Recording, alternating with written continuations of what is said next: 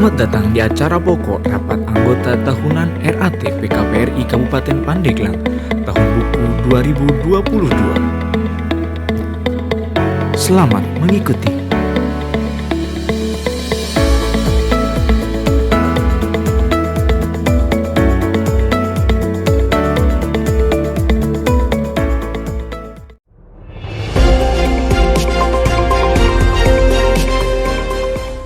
Baik, Ibu sekalian, untuk memulai acara pokok ini, ya, untuk supaya ada keberkahan dari Allah SWT, maka marilah kita buka acara pokok ini dengan bersama-sama membacakan basmalah. Bismillahirrahmanirrahim. Selanjutnya, Ibu sekalian, acara yang kedua yaitu pengesahan. Yang pertama, acara RAT tahun buku 2022. Acara pokok pada acara RAT ini adalah satu, pembukaan; dua, pengesahan; A, acara RAT tahun buku 2022; B, rancangan tata tertib RAT tahun buku 2022; C, pengesahan risalah RAT tahun buku 2021 tanggal 4 Juni 2022; 3, laporan pertanggungjawaban pengurus tahun buku 2022; 4, laporan pengawas tahun buku 2022; 5, tanggapan atas laporan pertanggungjawaban pengurus dan laporan pengawas tahun buku 2022; 6, pengesahan laporan pertanggungjawaban pengurus dan laporan pengawas tahun buku 2022; 7, penetapan pembagian sisa hasil usaha atau S1 tahun buku 2022; 8, penutup ruang. Apakah acara pokok ini ada yang perlu ditambah atau dikurangi, sekalian? Cukup? Bisa disahkan? Sah, terima kasih. Kedua, atau B, adalah rancangan tata tertib RAT tahun buku 2022. Terdapat di halaman 1 sampai dengan 4. Apakah ada yang perlu ditambah atau dikurangi? Cukup? Sekali lagi cukup? Terima kasih, ya. Berarti rancangan tata tertib disahkan menjadi tata tertib dan harus ditandatangani.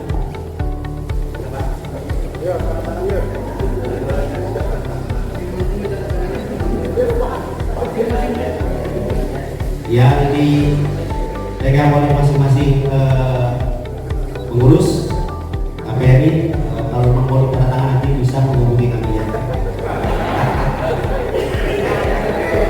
Baik, jadi rancangan tata tertib RAT tahun buku 2022 bisa disahkan menjadi tata tertib rapat anggota tahunan tahun buku 2022. Poin C, pengesahan risalah RAT tahun buku 2021 yang dilaksanakan pada tanggal 4 Juni 2022. Apakah risalah ini dapat disahkan karena ini merupakan gabungan RAT tahun buku 2021? Sah, ya. Terima kasih. Baik, kita mengingat kepada acara yang ketiga, yaitu laporan pertanggungjawaban pengurus tahun buku 2022. Baik, Bapak sekalian, karena buku ini sudah disampaikan kepada Bapak Ibu mulai hari Sabtu yang wilayah kota dan hari Minggu wilayah utara, ya. Apakah laporan pertanggungjawaban pengurus tahun buku 2022 ini perlu dibacakan? Apakah ditayangkan secara garis besar? Oleh baik, ya, kalau memang tidak perlu dibacakan, tapi kami sudah menyiapkan kaitan dengan laporan pertanggungjawaban kita melalui PowerPoint. Mudah-mudahan ini dapat memberikan gambaran bagi Bapak dan Ibu terhadap laporan pertanggungjawaban kami tahun 2022. Nah, ini dalam laporan yang disampaikan pertama bidang organisasi dan manajemen, kemudian bidang pendidikan, latihan dan pembinaan, bidang permodalan usaha dan keuangan dan yang realisasi RAPB tahun buku 2022. Ini pembahasannya. Nah, dari segi bidang organisasi dan manajemen sebetulnya kita banyak perubahan, terutama di data kelembagaan, legalisasi, dan yang akan sedikit berubah itu jumlah karyawan. Dan ini pengurus 5, pengawas 3 orang, karyawan pusat 3 orang, karyawan Wisma 5 orang, SPBU Panimbang 13 orang, yang tadinya ada 14 jadi 13 karena ada yang mengundurkan diri. Kemudian SPBU Cibaliung tetap 17, meskipun ada yang pensiun, kemudian ditambah ada yang masuk 1 orang, jadi secara jumlah tetap 17 orang. Bidang organisasi, nah ini yang tadi sudah disampaikan di buku Bapak dan Ibu. Kita mencoba mengklasifikasi ada yang aktif, ada yang kurang aktif, ada yang beku, dan total keseluruhan anggota kita itu 48 KPRI. Ada yang kita tujuh tadi yang aktif, kurang aktif 2 KPRI, ada tidak aktif 2 KPRI, dan yang beku 7 KPRI. Nah ini juga tugas kita bersama. Anggota yang melaksanakan RAT tahun 2022 itu sudah 32 KPRI, lebih dari setengahnya, dan yang belum itu 16 KPRI. Itu ada di halaman 21 dan 22, mana yang sudah, mana yang belum. Lalu bidang pendidikan, latihan dan pembinaan, seperti mana biasanya di tahun 2022 pengurus, pengawas anggota dan karyawan PKP Pandeglang telah diikutsertakan pada kegiatan pendidikan dan pelatihan. Ada diklat untuk pengurus, pengawasan karyawan itu training dan workshop nasional konversi koperasi konvensional menjadi koperasi syariah, itu pada tanggal 15 sampai 16 April di Hotel Inayah PKPRI Kabupaten Serang. Diklat untuk anggota itu mengikutsertakan anggota pada kegiatan workshop perpajakan yang diselenggarakan oleh Ekopinda Kabupaten Pandeglang. Itu sumber modal berasal dari simpanan pokok anggota 1 juta, kemudian wajib anggota 10.000 per anggota per orang setiap bulan. 3 simpanan wajib khusus 150 rupiah per anggota per orang sebulan. Yang keempat, modal penyertaan SPB Panimbang itu 100.000 rupiah per anggota per orang. Sedangkan untuk SPB Cibaliung 1 juta per anggota per orang. Keenam, modal penyertaan Wisma 500.000 rupiah per lembar, 8 juta. Simpanan pokoknya tidak bertambah, tidak berkurang manakala anggota mengundurkan diri. Kemudian ini turun dari 48 juta turun 2 juta karena ada anggota yang mengundurkan diri. Kemudian simpanan wajib 10 miliar 778 juta 794.400 naik menjadi 460 juta 73.000 rupiah. Kemudian simpanan wajib khusus dari 555 miliar 321 juta 122 turun jadi 1 juta 245.000 rupiah, 1 juta 245.20 rupiah. Pemupukan modal PKPRI itu 267 juta 174.771.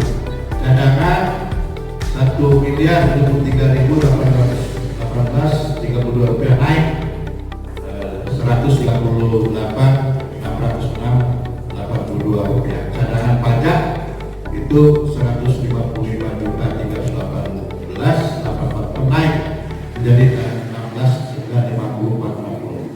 Nah, SHU 795.318.8 naik 3.244.46. Lalu bidang permodalan usaha dan keuangan, pada tahun 2022 modal luar bersumber dari utang ke GKPRI Banten 110.800.000, simpanan gedung 245, dana perlaya 318.219 naik menjadi 1.770, naik selama 2022 adalah sebagai berikut. Aktiva lancar 12 miliar 584 juta 782.972 rupiah urut 626.195.078 rupiah. Investasi jangka panjang itu 780.536.000 rupiah, naik 36 juta.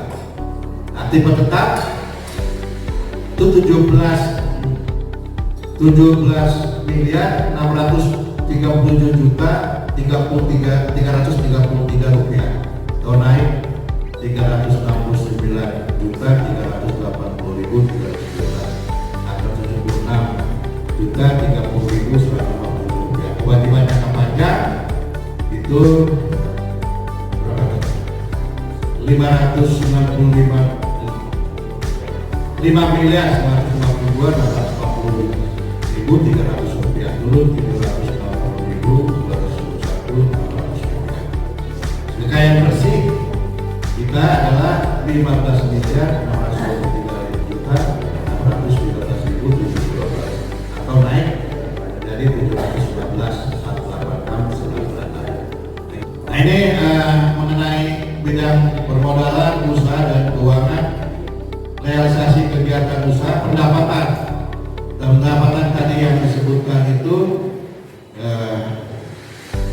pendapatan unit Bisma itu 350. Kita memperoleh pendapatan 350.457.668. Sewa toko di pajak 34 juta, jasa pinjaman 666.650. Penjualan barang 2 juta. SPBU Panimba memperoleh pendapatan bersih itu 1.742.579.124. SPBU Cibaliung 2.936.558.194. Jadi sangat berbeda sekali, lebih besar Cibaliung daripada Panimba. Tadi ada beberapa hal yang mempengaruhi hal itu. Lalu kita juga memperoleh SDU dari GKPRI itu 2.502.000 rupiah.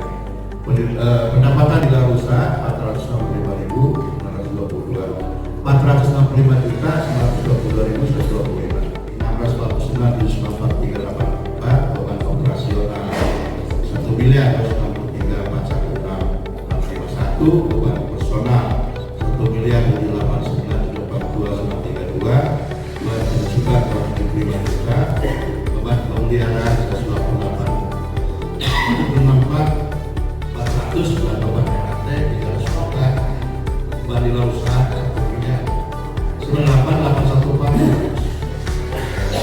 Total pendapatan sekian. Jadi asal kita Bapak dan Ibu itu 765.136.846. Lanjut dipotong pajak dan saus setelah pajak 695.744. Kan terkait dengan aktivitas PKPRI, definisi organisasi maupun yang pusat dan lain-lain.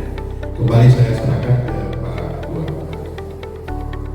Terima kasih Pak Sekretaris yang sudah mengatakan kepada Ketua Pengawas. Kami persilakan. Assalamualaikum warahmatullahi wabarakatuh. Para pengurus, semua peserta yang berbahagia.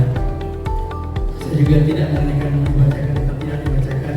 Kenapa? Ya kami laporkan sudah jauh tadi oleh sekretaris tadi. Cuma di belakang laporan kami ada tanda-tanda bunyinya. Di bawah saya sudah kami laporkan untuk kopi. Insyaallah ini sudah dibaca oleh anggota semua. Adapun nanti ada masukan dan tanggapan silakan. Insyaallah saya tidak akan menanyakan dibacakan atau tadi suruh membacakan nanti. Jadi Pak Ridwan, saya tidak akan bertanya, tidak ya. Kenapa? Buku ini sudah dibagikan beberapa hari yang lalu. Terima kasih Ketua. Assalamualaikum warahmatullahi wabarakatuh. Ya, terima kasih Pak Ketua Pengawas yang sudah memberikan laporan pertanggungjawaban pengawas berkaitan dengan pelaksanaan tahun buku 2022. Baik, kita menginjak kepada acara yang ke-5 ya. Kelima yaitu tanggapan atas laporan pertanggungjawaban pengurus dan laporan pengawas tahun buku 2022. Di tata tertib ada di pasal 11 ya, sesi pembicaraan. Saya dapat disampaikan secara tertulis dan tulisan atau langsung. Kedua, pandangan umum dilakukan paling banyak dua babak, yaitu babak satu berupa tanggapan dari anggota secara tertulis yang disampaikan kepada pengurus selama tamatnya 2 hari sebelum pelaksanaan rapat anggota tahunan. Dan babak kedua, tanggapan secara lisan atau langsung dilakukan paling banyak 2 termin dengan jumlah pembicara ditentukan dengan keputusan rapat secara suara terbanyak. Ketiga, apabila pengurus tidak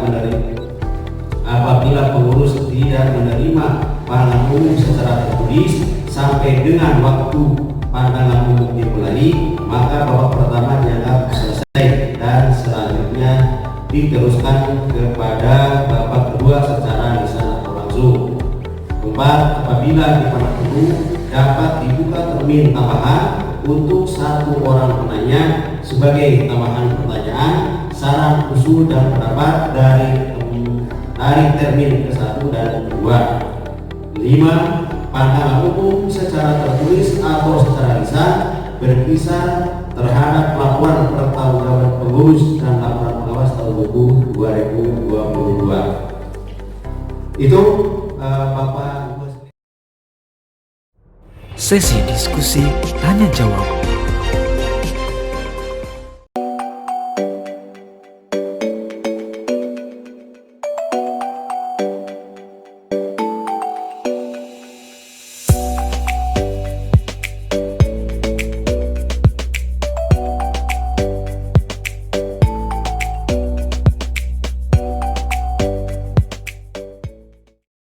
Terima kasih telah mengikuti RAT PKPRI Kabupaten Pandeglang tahun buku 2022.